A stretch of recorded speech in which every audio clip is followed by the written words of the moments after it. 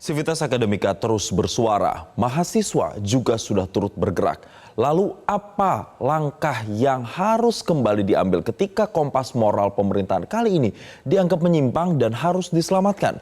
Kita akan membahasnya bersama dengan Ketua STF Driyarkara, Romo Simon Petrus Lili Cahyadi, dan Koordinator Pusat BEM Seluruh Indonesia Rakyat Bangkit, Hilmi Asyidik.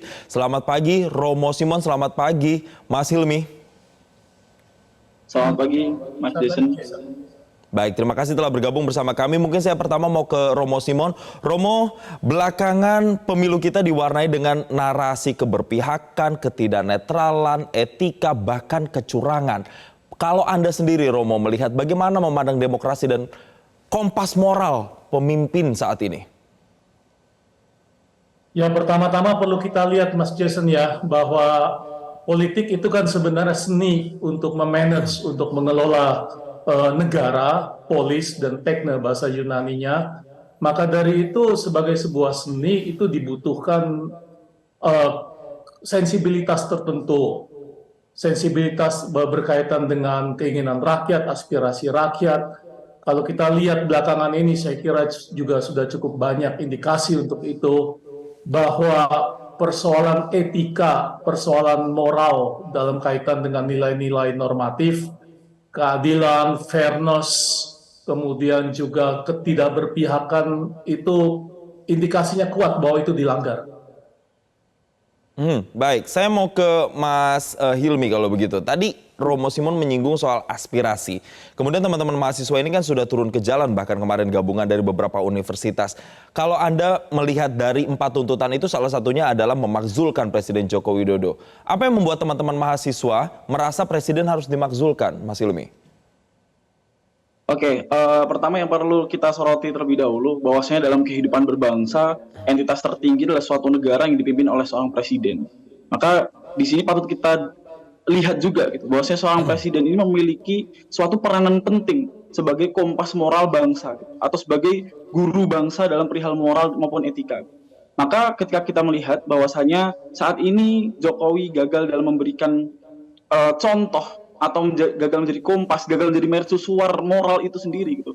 Maka sudah selayaknya Jokowi ini meninggalkan apa yang akhirnya peranan beliau sebagai kompas moral itu sendiri. Mas Hilmi, teman-teman mahasiswa ini juga menyebut yang menarik adalah ketika mereka bilang bahwa hari-hari ini ada indikasi kebangkitan neo-orba atau Orde Baru. Nah, apa sebenarnya indikasi yang dilihat teman-teman mahasiswa sampai mengeluarkan statement bahwa ada indikasi Orde Baru yang akan segera terbentuk begitu? Oke, tentu ketika kita berbicara tentang indikator-indikator terkait neo-orba seperti itu, tentu masyarakat bahkan kita semua mungkin melihat gitu bahwasanya ada beberapa hal yang akhirnya menjadi sorotan-sorotan di kepemimpinan Pak Jokowi sekarang ini, gitu. Bagaimana akhirnya Pak Jokowi sekarang sedang mengupayakan pelanggengan kekuasaan, gitu, dengan mencalonkan anaknya atau mungkin anaknya mencalonkan diri dalam kontestasi pemilu 2024 ini, gitu ya. Itu maka sehingga sangat syarat akan kepentingan, gitu. Ini tidak beda dan tidak jauh, gitu, bagaimana akhirnya Orde Baru di masa kepemimpinan Pak Soeharto. Baik, saya mau kembali lagi ke Romo Simon. Romo, dari jawaban Mas Hilmi tadi kita sudah melihat bahwa memang ada keresahan disuarakan oleh teman-teman Sivitas Akademika, para guru besar dan bahkan teman-teman mahasiswa. Tapi kalau kita lihat nampaknya respon Presiden seolah resisten. Bahkan istana sendiri menganggap suara kritik Sivitas Akademika ini sebagai partisan.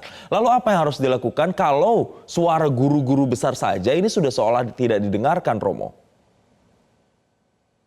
Terima kasih, Mas Jason. Pertama kita lihat bahwa suara-suara itu kan sebenarnya menuju pada panggilan moral, ya.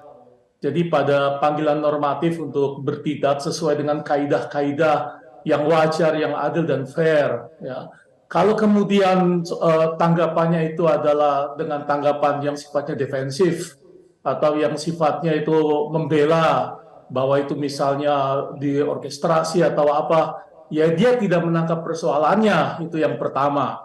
Atau tanggapan kedua, misalnya bahwa ya itu didengarkan, itu dicatat, tetapi tidak dimasukkan dalam pertimbangan legislasi misalnya, itu sebenarnya cuma cangkem dan cuma memberikan lip service yang tuntutan serius mesti ditanggapi serius, jangan ditanggapi secara gampangan seperti itu.